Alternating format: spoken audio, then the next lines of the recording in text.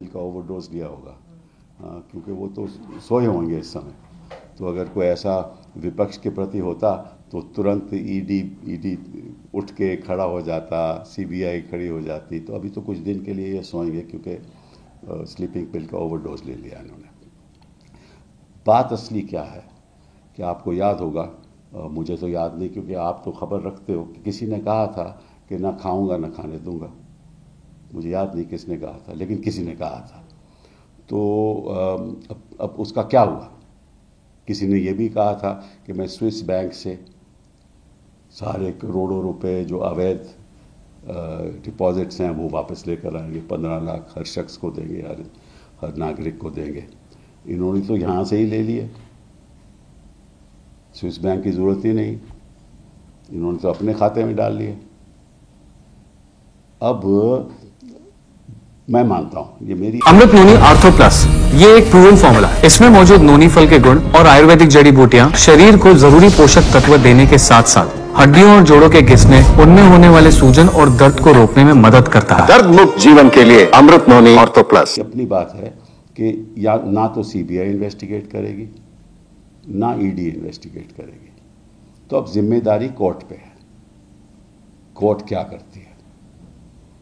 Court को एक जैसे 2G में एक SIT बनानी चाहिए और ख़ुद नियुक्ति करनी चाहिए लोगों की उस SIT में। वो इंडिपेंडेंट लोग होने चाहिए और जो भी डोनेशंस हुई हैं, जिस डोनर ने भी पैसा दिया है, कुछ तो ऐसी कंपनी हैं जो लॉस में चल रही हैं, उन्होंने भी पैसा दिया है। कुछ ऐसी कंपनी है जिनके प्रॉफिट्स जो हैं, जिनकी मुनाफा है बड़ा कमती है, लेकिन डोनेशन बहुत ज़्यादा है। तो ये सब चीज़ें इन्वेस्टिगेशन के ऊपर निर्भर हैं। मैं इसके बारे में आज कुछ ऐसी बात कहूँ जो सत्य नहीं हो तो वो गलत बात होगी। लेकिन ये बात ज़रूरी है कि ये सारा जो पैसा है, अगर क्विड प्रो को हुआ है, वो लगता है कि हुआ है, तो अवैध है। और जो इमारतें भी बनी हैं उस पैसे से, वो भी अवैध हैं। तो ये तो एक बहुत, जैसे मैंने पहले भी कहा कि हिंदुस्तान में 2 बहुत बड़े स्कैम हुए। एक तो नोटबंदी का, जहां करोड़ों रुपए जो कैश में थे लोगों के, किसी ने कोई कंप्लेंट नहीं की, कोई इतराज़ नहीं किया, सभी ने अपना पैसा बदल दिया। उसकी आज तक इन्वेस्टिगेशन नहीं हुई। वो बहुत बड़ा स्कैम था। अब दूसरा उससे भी बड़ा स्कैम ये है, क्योंकि इस स्कैम के द्वारा तो इन्होंने अपनी पूंजी में जितना उनको चाहिए था डाल लिया और दुनिया में सबसे समझ लीजिए कि सबसे बड़ी पूंजीपति पार्टी उभर के भाजपा आई है। अब देखना ये है कि कानून इसको किस नज़रिए से देखता है। तो उसके बारे में तो मैं आज कुछ नहीं कह सकता। लेकिन आप ऐसा है कि आपकी तो पैकेज आपके पास होगा ना, कि ना खाऊंगा ना खाने दूंगा, तो पैकेज तो आपके पास है। वो पैकेज तो ज़रा चलाइए। ये तो आप लोगों के ऊपर निर्भर है।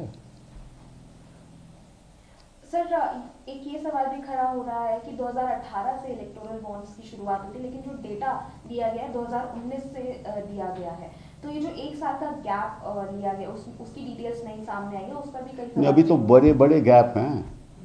अभी तो बहुत बड़े गैप हैं। गैप इन्वेस्टिगेशन में है, गैप मतलब कि किन किन लोगों ने कितना कितना दिया। अभी ये भी पता करना चाहिए, और ये भी एक बहुत अहम सवाल है कि PM केयर्स में किसने किसने दिया। वो भी तो एक बहुत बड़ी बात है। वो भी उद्योगपतियों ने दिया होगा। तो मैं समझता हूं कि ये एक स्कीम थी और स्कीम के द्वारा हुआ। और इस स्कीम के जो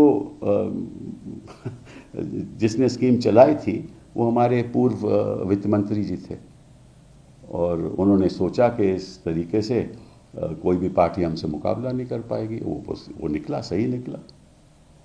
जिसके पास पैसा है उसी के पास खेल है।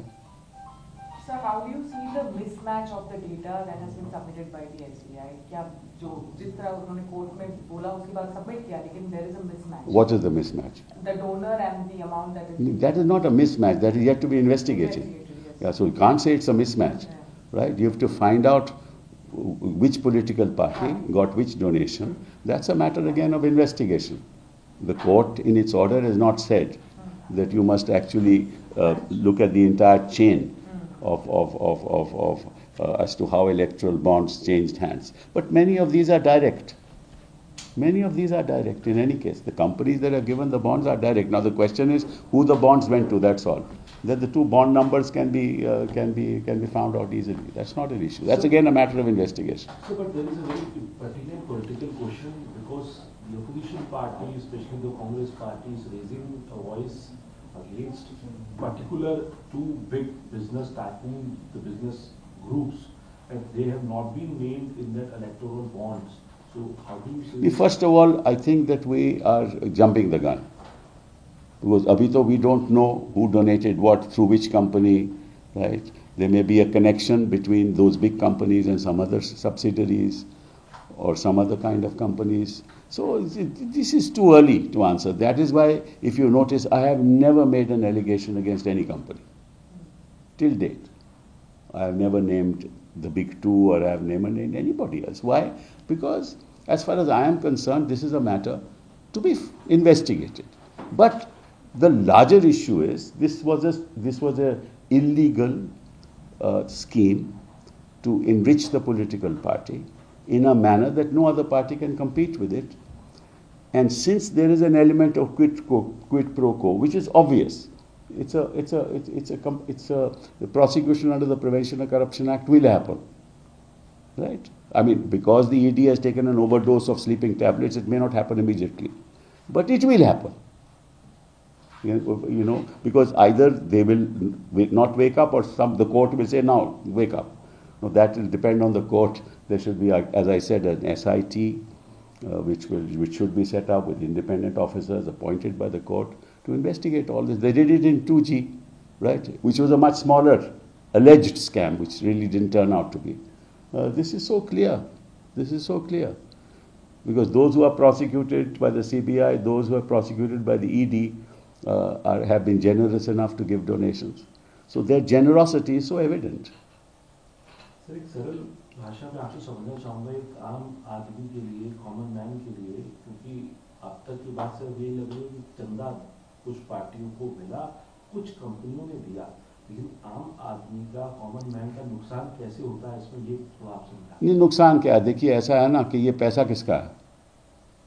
अगर कोई करप्शन हुआ है तो पैसा तो फिर सरकार के पास जाएगा ना, उसका वो प्रोसिक्यूट होगा।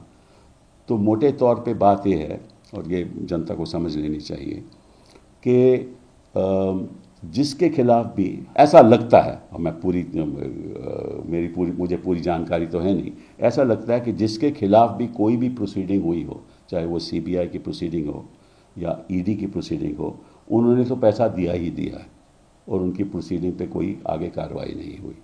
ये तो एक सेट हो गया।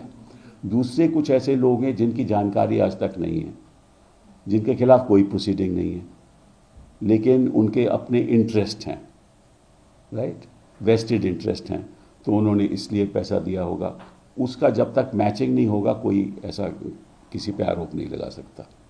तीसरी कैटेगरी ऐसी है जो शेल कंपनीज होंगी, राइट, शेल कंपनीज होंगी, उसके द्वारा पैसा दिया गया, उसके बारे में मैं आज नहीं कुछ कह सकता। और कुछ ऐसी कंपनीज हैं जिनका मुनाफा ही नहीं है, हाँ, जो घाटे में चल रही हैं, उन्होंने भी पैसा दिया, तो उसकी भी इन्वेस्टिगेशन होगी, क्यों पैसा दिया, काहे को पैसा देगा। अगर आपके पास घर ही में पैसा नहीं है तो आप पैसा क्यों देंगे, कंपनी में पैसा नहीं है तो पैसा क्यों देंगे। और जिसके पास मुनाफा कम है और मुनाफे से कहीं ज़्यादा वो डोनेशन कर रहा है, तो उसकी भी इन्वेस्टिगेशन होगी। तो ये पैसा समझ लीजिए घूस का पैसा है, और अगर घूस का पैसा है और उस घूस से पैसे से इमारत बनाई गई हो या उस पर इलेक्शन पे खर्चा किया गया हो, तो अपने आप में बहुत बड़ा स्कैम है।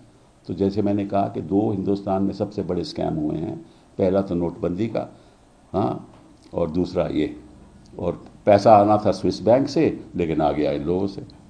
ये तो बहुत मतलब कि समझ लीजिए कि इनकी बड़ी भारी सोचते थे जीत है, लेकिन अब क्या होगा ये तो ED ही बता सकेगा। ठीक है। Thank you.